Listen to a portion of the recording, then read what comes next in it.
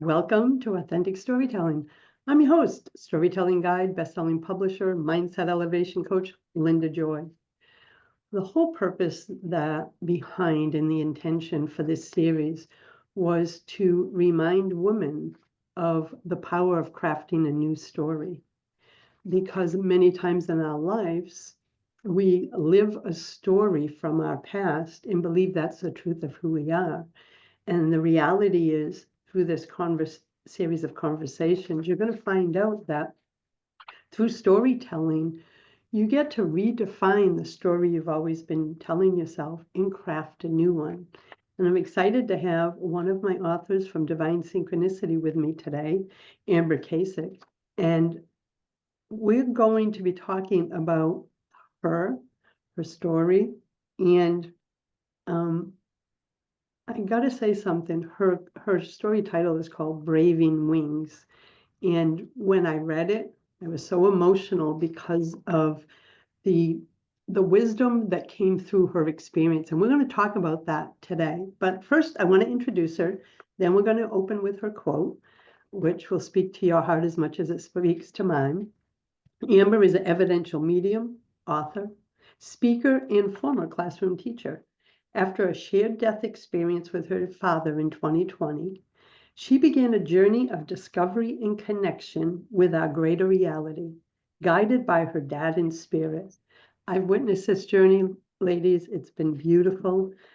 She shares that journey now with audiences worldwide. She now inspires others to explore just what is possible in our lives, as love is limitless and we are connected beyond our human understanding. It's nature's way. And you can learn more at natureswayopen.com. All the details are down in the show notes. So before I bring Amber on, just take a moment and take this in.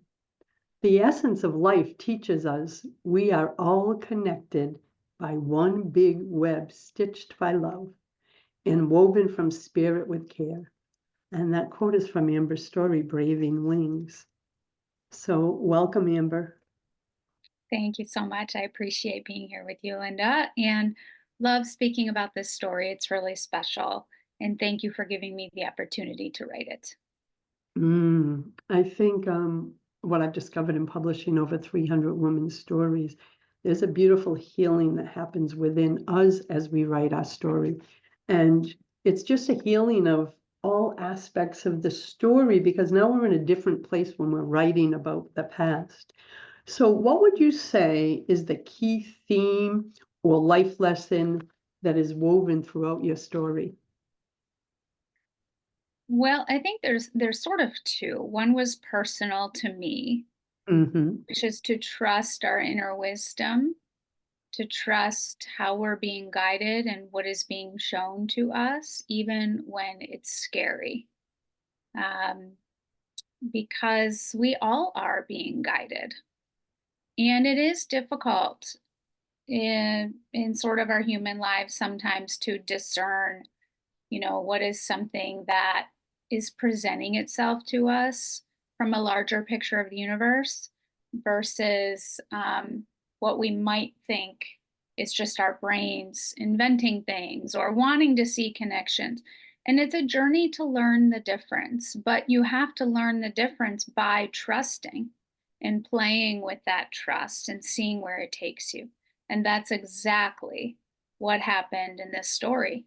And had I not trusted what was being presented to me, I wouldn't have had the opportunity to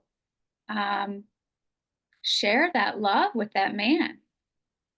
And when he called me a few weeks later on the phone and said, "This has changed my life. It's changed my outlook on life." I hung up and said, "I'm a medium. I have to accept this."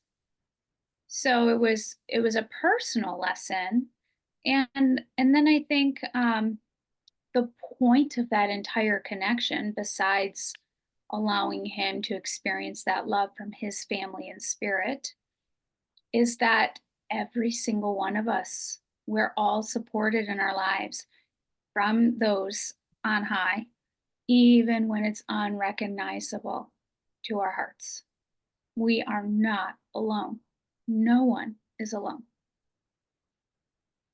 That's what I love about your message too, is that, and that we're all connected to that web of love, right? And I think sometimes in this world, in this humanness, we forget that. And those are the times we feel alone. And something else you said, Amber, really spoke to me is I'm very open and intuitive and receive signs, but it wasn't until I learned to trust them and not go, well, that's just my mind thinking that. So when you said that, I can remember 30 years ago thinking, that's just your mind saying that's a sign. Now I giggle and I say, thank you. Thank you for the sign. And the more we trust, the more signs come, because it's almost like a game. They're like, yay, she's listening. Do you feel it that way too? Yes. That I call it a divine support team. We all may call it something different, that they love when we call on them, embrace them, connect with them. Yes, absolutely. And I do think again, the only way through that path of discernment is by trusting and seeing what results. And you have to be willing to be vulnerable to go through that messiness and figure it out.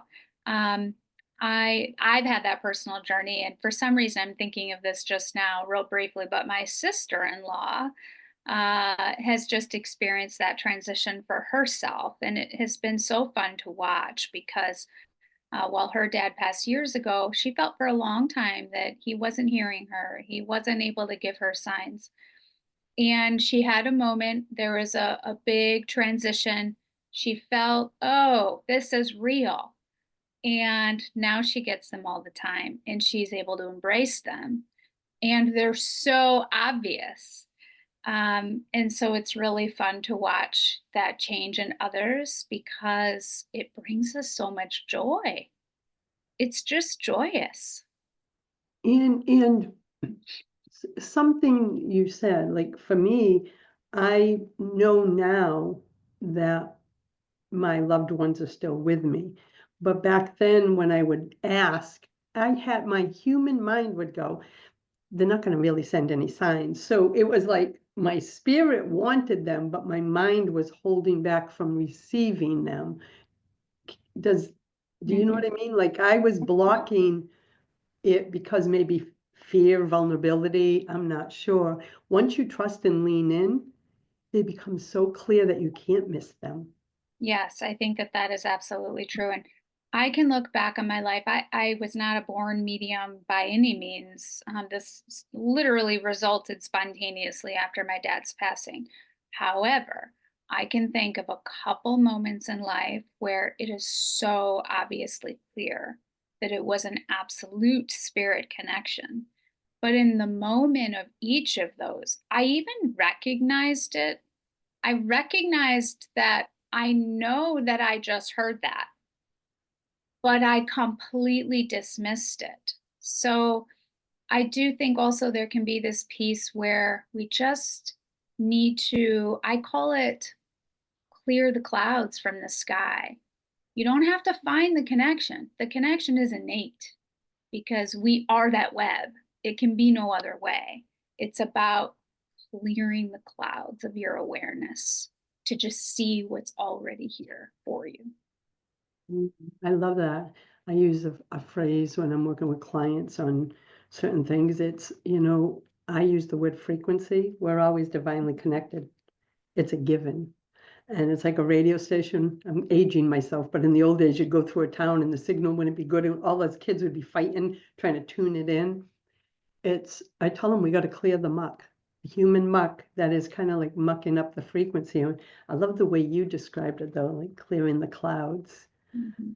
So thank you. So how did, as you discovered through the authentic storytelling process, um, it's not just a writing process. It's all about using storytelling to connect with your higher self, and to peel the layers of any limiting stories that we've all held about an experience in our life. So, how did writing your soul story for divine synchronicity heal, empower, or inspire you in one or more areas of your life? Mhm. Well, it absolutely helped in, and I've shared two stories with you now, and each time that I shared a story, um, it just was the next step of self empowerment for me to own my truth, regardless of how other people may perceive that truth. And there's nothing wrong with um, people maybe not believing, or, nothing wrong with that at all. But many of us can, and myself included, can get caught in needing to make sure everyone has the right view of us. That's an impossible life task. We just need to be ourselves, our authentic selves. And that's been a part of this actually this whole mediumship journey for me. It has been personally transforming in that way, outside of just having this newfound understanding.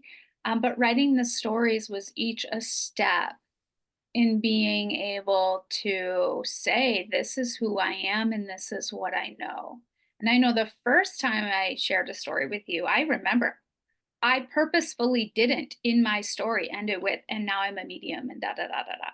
Because You I are was at still that hiding. moment, I was afraid.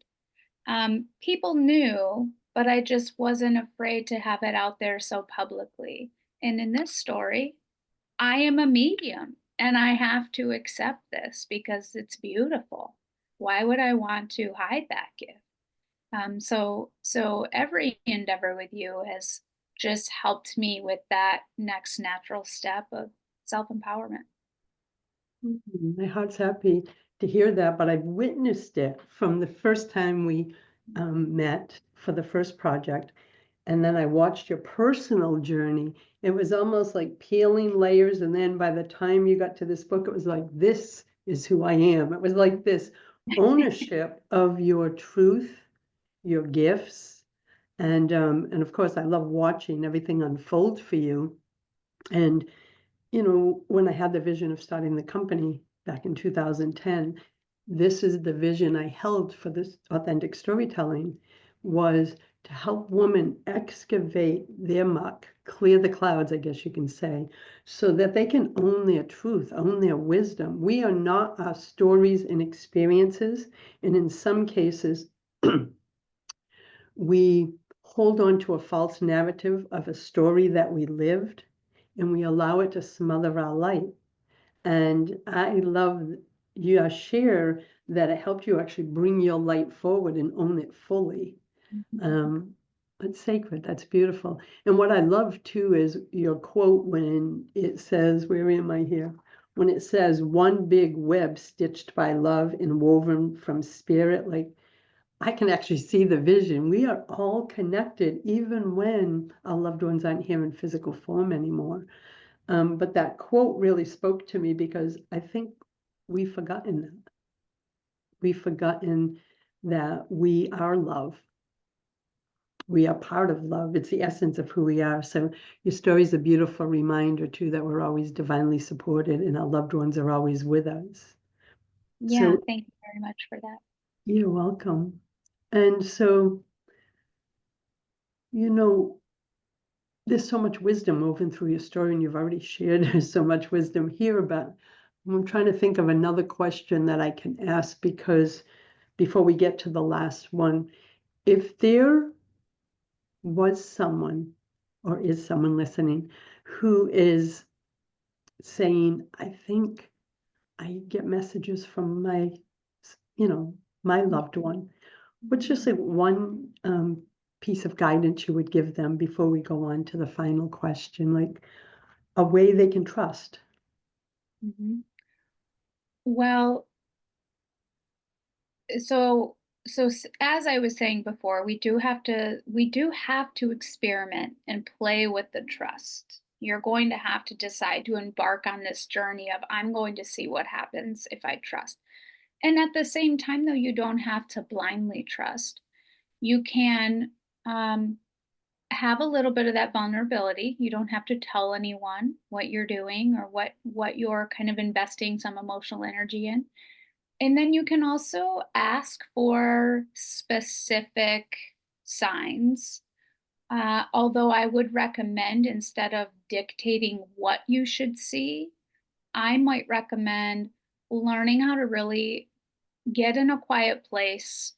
Our minds will always have some level of thought coming and going, but practice getting in the place where when you're just sitting really peacefully, your body becomes very relaxed. And for some, it might take 3 minutes, for some, it might take 15, and that can be different on different days. And really growing quiet with the mind and taking a deep breath and just sort of consciously saying, I'm setting all of me aside because you are so much more than your thoughts and your personality. And when you feel that expansiveness or that real, true, peaceful quiet, simply ask, show me something that I might see in the next few days that can confirm I am experiencing this with you. And just watch what comes to you. Is there something that seems like you did not just put that thought in your head?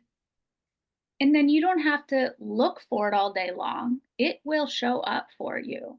And you might even forget about it. And all of a sudden you'll see it and go, "Oh my gosh." And it is such a moment of wonder and joy. So It I truly is. suggest being open. Allow them to show you how they're going to guide you instead of trying to dictate the experience because you'll be in your brain that way. And we want them to take the reins. That's beautiful, and that speaks to my truth and my own personal experiences over the years of just letting go, trusting, and not trying to say, "I want this sign at this time, in this location," which I used to do. I was trying to micromanage the divine, so that was beautiful, the guidance. So as we come to a close, a piece of wisdom, a sacred reminder, or a life lesson that you hope women take away from your story, and I know you shared quite a bit already, but anything else Mm. come into your heart? Well, give me a pause for a second and let me think about that a minute.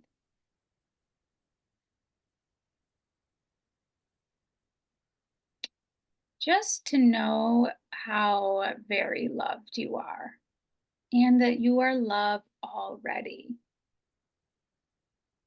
This connection that we have is not because we are loved, although that is true. It's because you are life itself. Every single one of us is the exact essence of creation that has created everything, from every individual to the oceans to the trees to the flower that's blooming, hopefully here in Michigan in the month soon. I can't wait to see those again. That essence that creates that is the same essence that is creating you, and you are that essence. You are that life force. That is why the connection is inherent, because there is no separation from creation. I can feel that in my heart as truth also. And Amber, I want to thank you for not only sharing your book, your story in divine synchronicity as well as the previous book, but for showing up with such love, such light, to illuminate the path for others and to remind them that they are loved and they are connected at all times to those they love. So thank you, my friend. Thank you. I appreciate the time. And everyone, you can visit Amber at natureswayopen.com. All the details are down below in the show notes. And I will see you on the next episode, my friends. Blessings.